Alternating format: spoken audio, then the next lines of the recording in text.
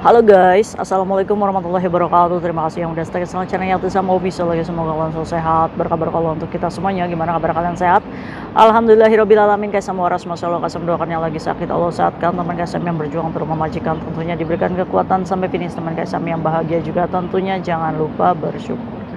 Kalian lagi pada ngapain cuy? Wis, masya Allah mantap, is the best nih. Puasanya udah bolong apa belum ini? Kemarin Kaisam nggak nongol-nongol ya cuy ya. Kaisam juga baru bikin video ya, maklum ya, efek puasa. Kaisam juga harus menjaga puasa Kaisam ya. Semoga kita lancar-lancar deh ya. Yang penting gibah ya tetap berjalan. Aduh, ini mungkin kasusnya banyak yang terjadi dengan kalian. Apakah kalian mengalami kasus seperti ini? Apa sih yang harus dilakukan? Ya, pekerja migrannya ini hampir menyerah cuy. Dikarenakan menghadapi anak majikan yang mulai mau gitu kan, yang tidak punya etika. Kita greget ya cuy ya.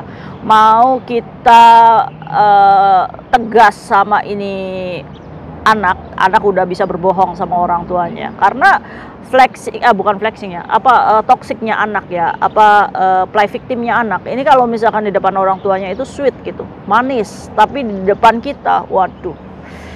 Oke, ini menghadapi puberitas anak majikan ya. Bagaimana sih untuk menghadapi anak majikan yang seperti ini? Tingkah apa sih yang harus kita punya gitu untuk menghadapi karakter anak seperti ini?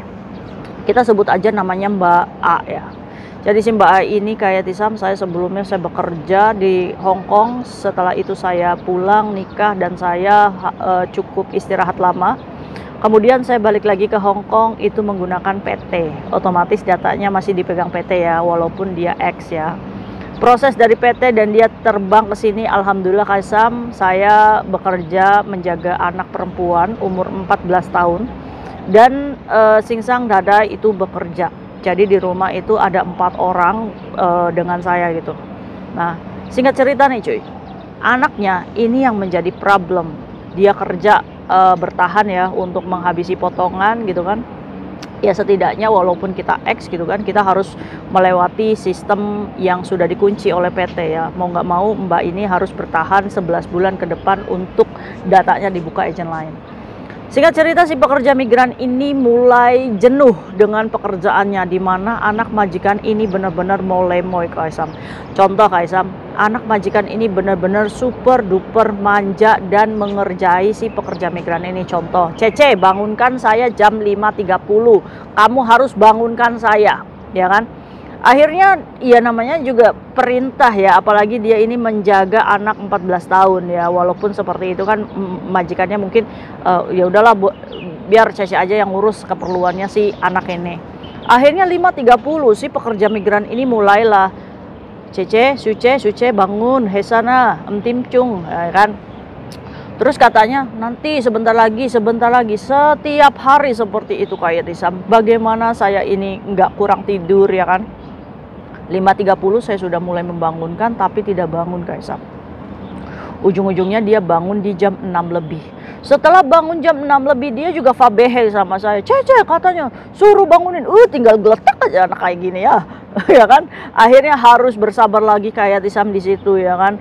Terus akhirnya saya mengadu sama orang tuanya, Mem gitu, ini Suce ini kadang suruh minta dibangunkan jam 5.30, tapi setiap dibangunkan seperti itu dia selalu jam 6 lebih ya kan. Akhirnya majikannya memberikan kebijakan, udah Cece mau nggak mau kamu bangunin jam 6 aja ya kan, itu menurut maminya. Akhirnya dia coba bangunkan jam 6 ya kan, tetap dimarahin sama si C-nya ini ya kan, anak yang 14 tahun ini. Katanya suruh, kenapa kamu nggak bangunin saya jam 5.30 lah, seperti itulah cuy. Itu adalah kebosanan ya, yang pertama itu kena mentalnya seperti itu. Terus Kaisam yang kedua, ini peralatannya, ini saya harus sediakan dari BH, celana dalam, baju, seragamnya. Dan Kaisam tahu dia pengennya dipakaikan sama saya. Waduh, berarti kan dia payudaranya kalau udah gede ya, maksudnya 14 tahun kan sudah remaja. Iya Kaisam, suruh saya yang makein. Dia nggak mau, pokoknya dia tuh udah kayak robot kayak gini aja, kayak asisten gitu, nggak punya malu. Padahal kayak Tisam dia tuh punya pacar. Bahkan setiap Sabtu Minggu dia itu selalu stay di luar sama pacarnya. Orang tuanya tahu. tapi membiarkan aja. Berarti orang tuanya tuh tipikal orang yang mungkin masa-masa seperti itu tuh sudah mengenal seperti itu. Jadi majikannya mungkin mendidik anaknya ya sesuai dengan alur seksualnya mungkin, ya kan. Jadi mengerti, ya maklum cuy, ya kan, agamanya kan berbeda dengan kita yang punya aturan ya sesuai agama kita. Jadi saya pakein BH-nya kayak Isam, saya pakein semuanya lah kayak anak kecil lah kayak Isam. Terus setelah itu kan dia sudah haid kayak Isam. Nah ini yang menjadi problem.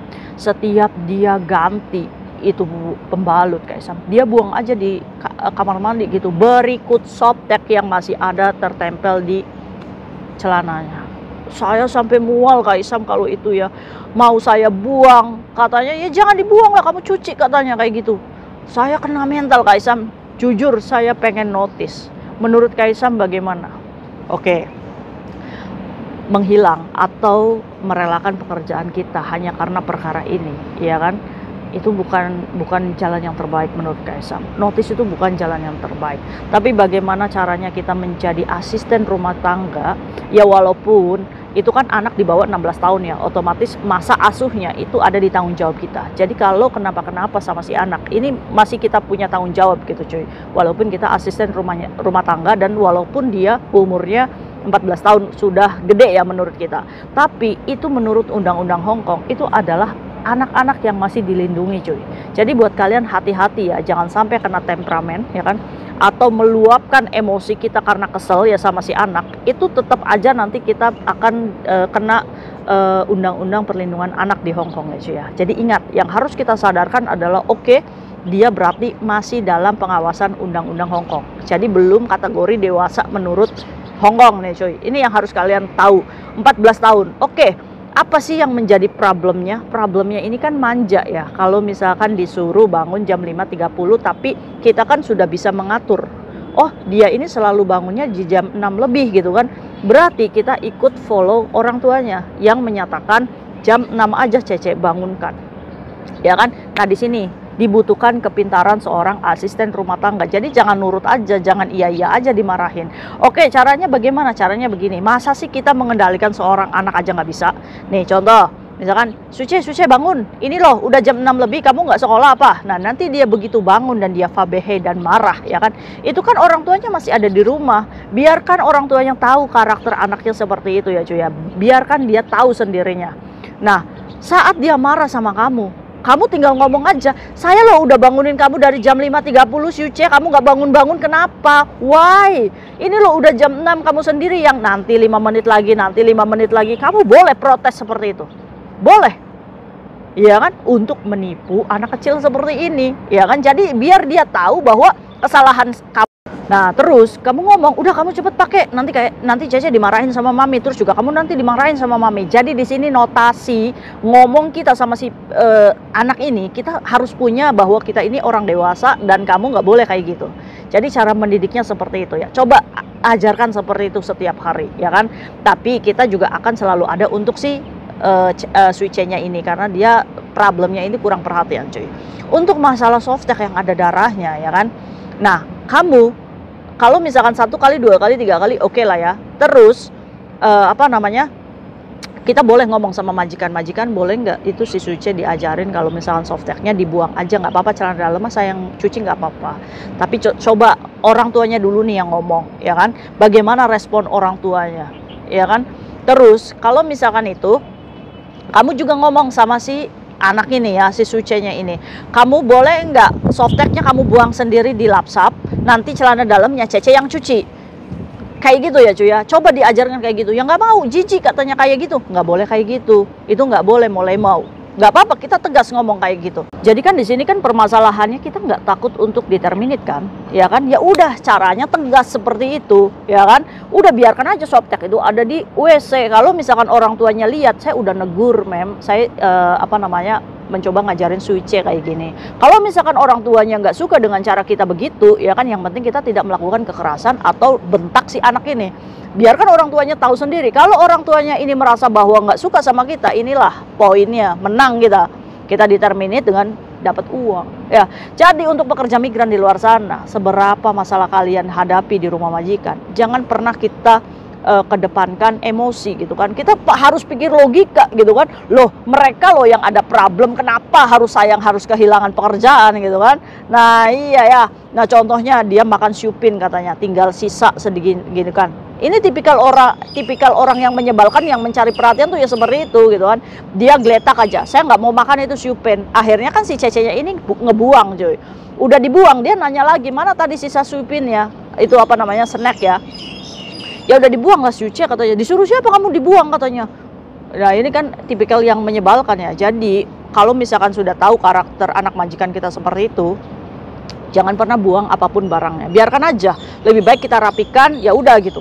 Terus kalau misalkan majikannya nyuruh kita buang, baru buang. Kalau Suce itu nyuruh buang, ya buang gitu kan. Walaupun anak kecil, ya berarti karakternya masih anak di bawah umur ya.